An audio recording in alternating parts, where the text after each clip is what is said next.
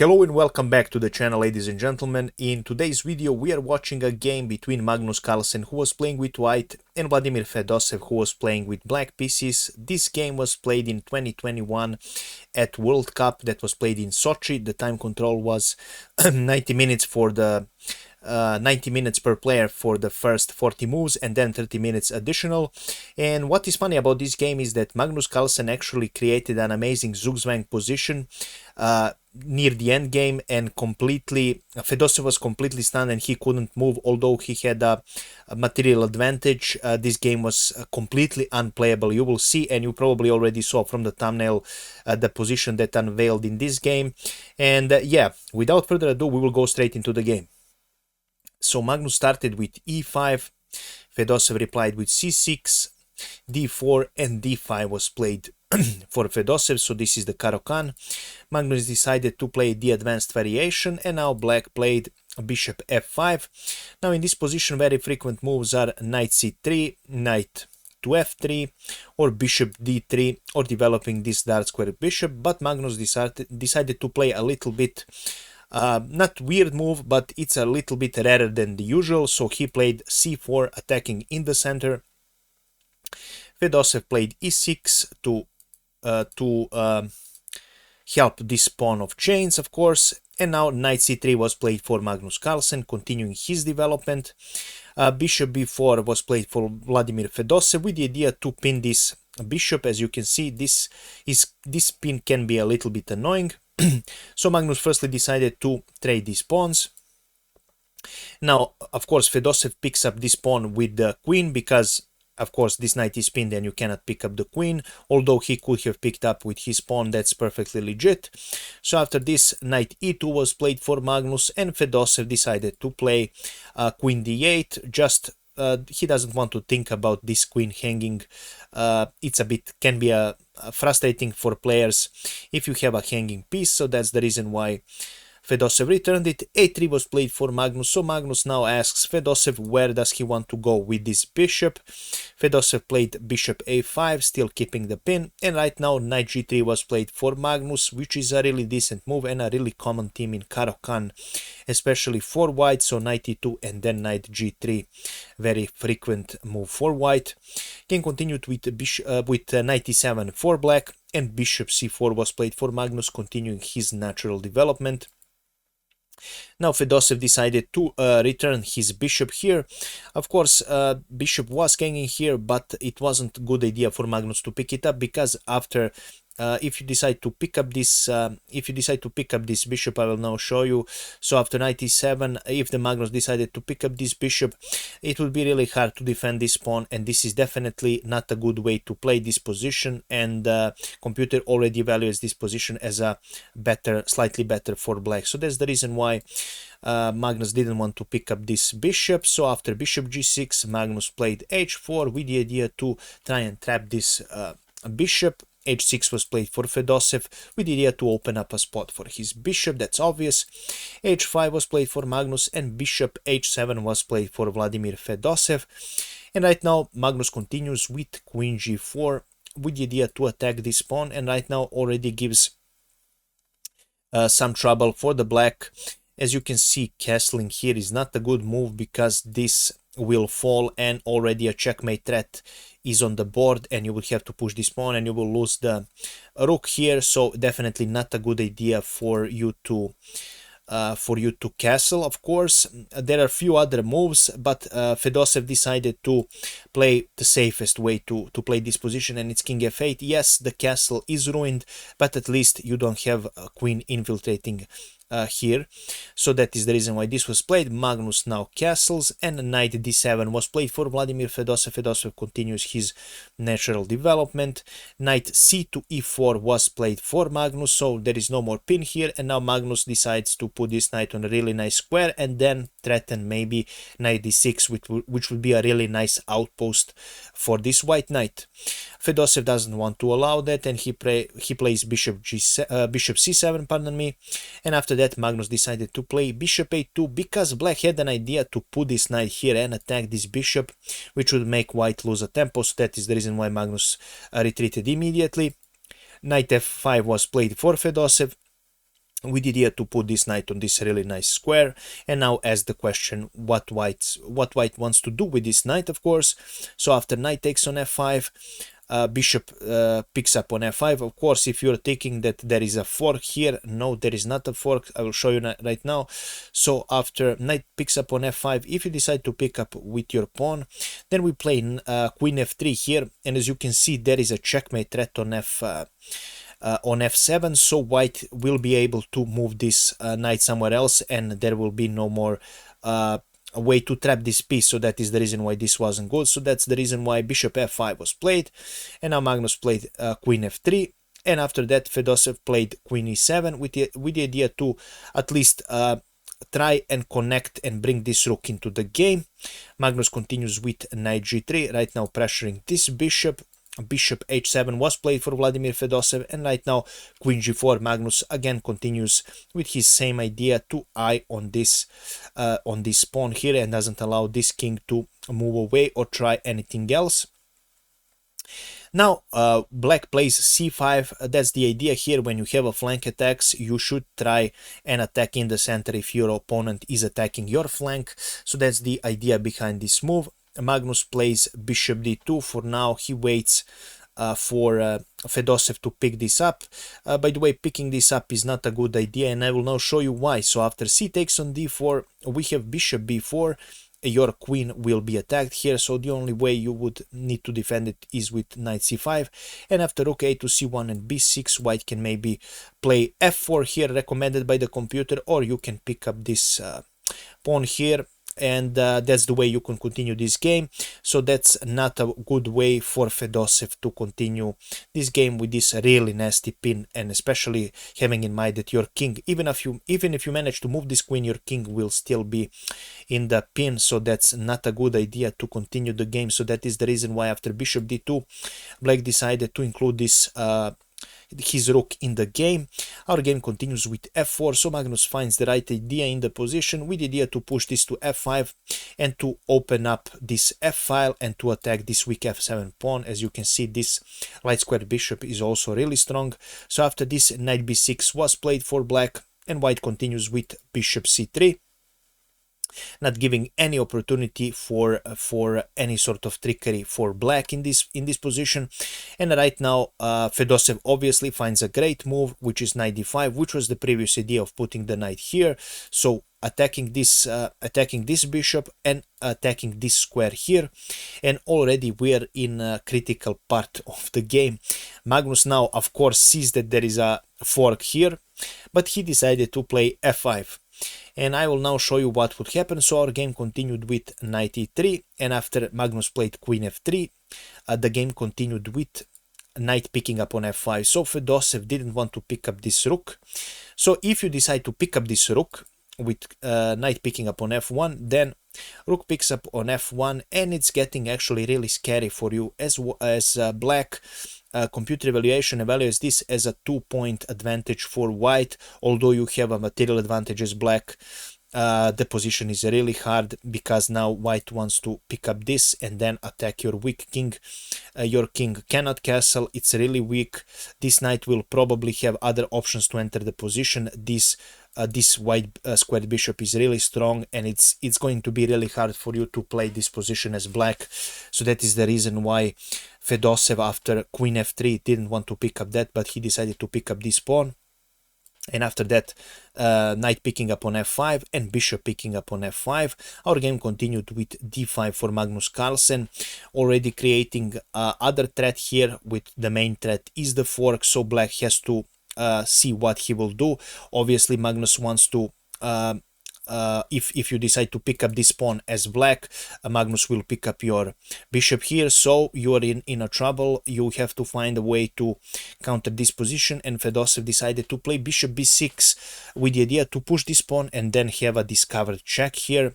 Magnus doesn't allow this, and he plays bishop c4, and after that king g8 was played. Fedoseev just wants to remove his king from this nasty pin here on the f file and prevent any sort of tactical attacks later in the game. Of course, our game continued with d6 for Magnus. Now this queen is attacked, and Fedoseev decided to play queen h4. There is not many squares for the black queen to go for, and Fedoseev decided to play this move and attack this bishop. Magnus plays b3 to protect this bishop, and now rook d7 was played for black, with the simple idea that black now wants to control the 7th rank, and also you are blocking this pawn from advancing further, so that's a decent move for black. And now Magnus continues with queen e2, and now Fedoseev decided to play queen g4. Now I wanted to show you in this position, maybe you saw that bishop g4 was a possibility, but in that case Magnus had rook f4, and after the exchange here, and after bishop picking up on c4 and rook picking up on c4, Magnus decided that this would be a very favorable endgame for him, and he was ready to enter in this sort of endgame, but Fedoseev didn't want to do that. Although Fedoseev is a one pawn up, he still thinks that this will be a really hard endgame to play and to win, especially against the best endgame player ever, Magnus Carlsen, of course. So that's the reason why this happened. And after queen e2 was played, queen g4, now Fedoseev wants to offer a queen trade, and again another critical part of the position, so Magnus decided to play with rook picking up on f5, so he again sacrifices the material, and now black decided to pick up this rook with his queen. I just wanted to show you some other options that Fedoseev had. So after rook picking up on f5, if you decide to pick up this queen, after bishop picking up on e2 and e picking up on f5, then Magnus has bishop b5, and right now you're forced to go on d8, and after this move Magnus will simply play bishop c4 and slowly prepare for the advancement of these pawns. Although computer sees this as a slightly better for white, like 1 point better, this is really hard for humans to play this sort of endgame, and it's really hard, especially because your king is that much weak. You don't have the idea to open up your files, and it's going to be really scary. Now playing something like a g6 would be met with e6 here, and your rook would be under attack, so it's really hard to play against this really hard and a really strong bishop pair, and that is the reason why this wasn't played. Also, if you decide to immediately pick up with this pawn, then the game would continue with queen picking up on g4, f picking up on g4, and e6 now immediately advancing and attacking, and after rook picking up on d6, after e7, king h7, and rook e1, again this is a won game for Magnus Carlsen. It's inevitable, you will lose a lot of material, and it would be a completely lost endgame for you as a black. So that is the reason why Fedoseev didn't want to do that as well.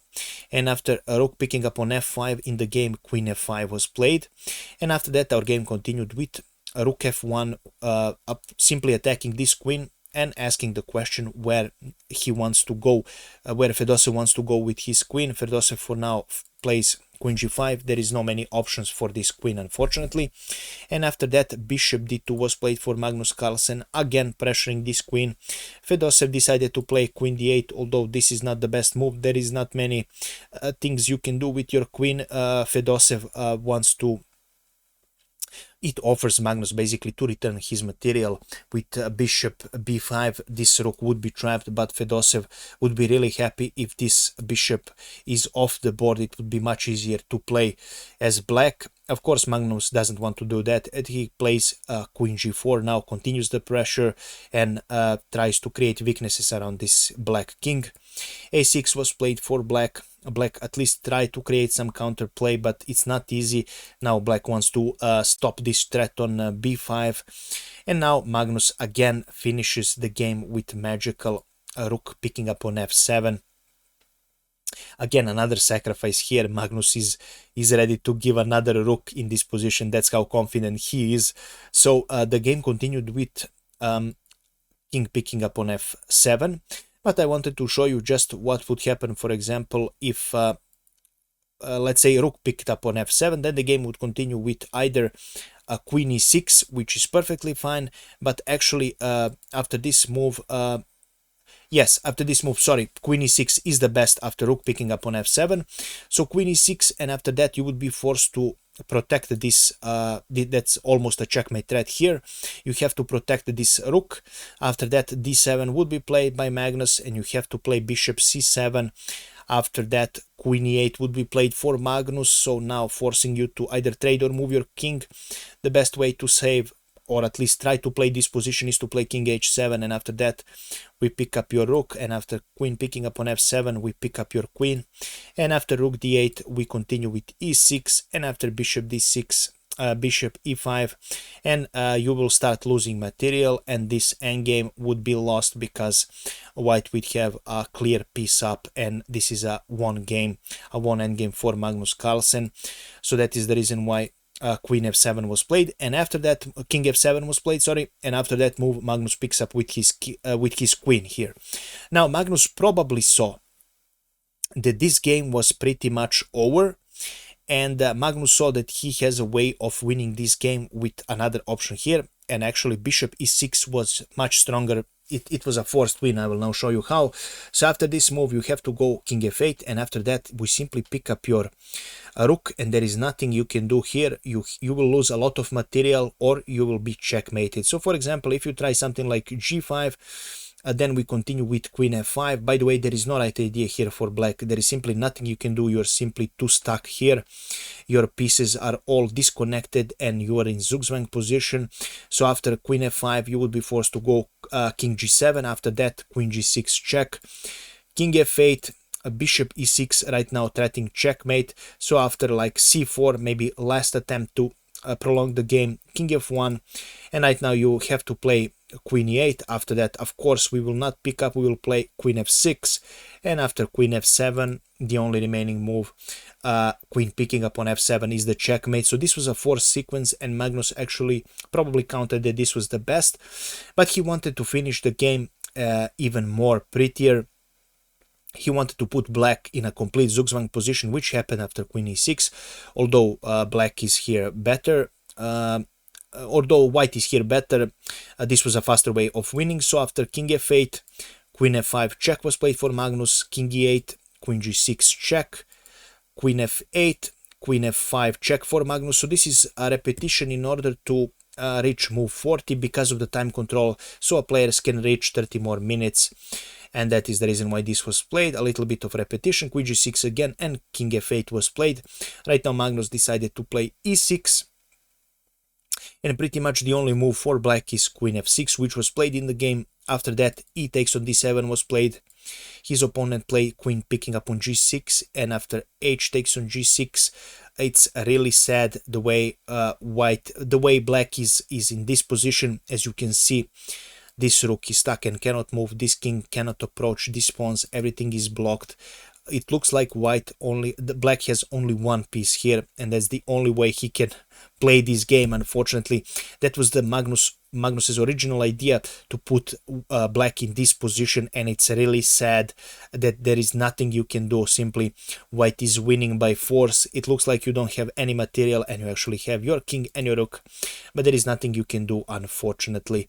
So the game continued with a bishop d8 for Fedoseev, bishop e6 was played for Magnus, h5 with the idea to at least try and include this rook after h4 and bring up this piece that is right now completely excluded from the action. White continues with king f2, h4, and with this attempt Magnus plays bishop g4, completely cutting off this rook, so this rook is unable to enter the game, and Magnus can now continue peacefully. So the game continued with b5, king f3, and after b4, a takes on b4, and c takes on b4, and after this move Vladimir Fedoseev resigned the game because white is simply winning. As we talked about, the black's position is too bad, and black cannot do nothing here. He can only push this pawn and maneuver with this bishop, and that's the only thing he can do. He's put in zugzwang because there is no good moves here. Pretty much everything is losing. You are forced to self-sabotage yourself in these sort of positions. So white continues with king e4. For example, I just wanted to show you what would happen, and after a5 you will simply continue with king f5, and after a4 we are now offering the trade of the bishops, if you move your bishop, we will simply promote, and we will take this. So after bishop a5, for example, we will continue firstly with bishop e7, then you have to go on g8, and after king g5, right now there is a checkmate threat here, so you are forced to go rook h7, and after g takes on h7, king h7, bishop f5 check, king g8, d8 queen, bishop picks up on d8, and bishop picks up on d8.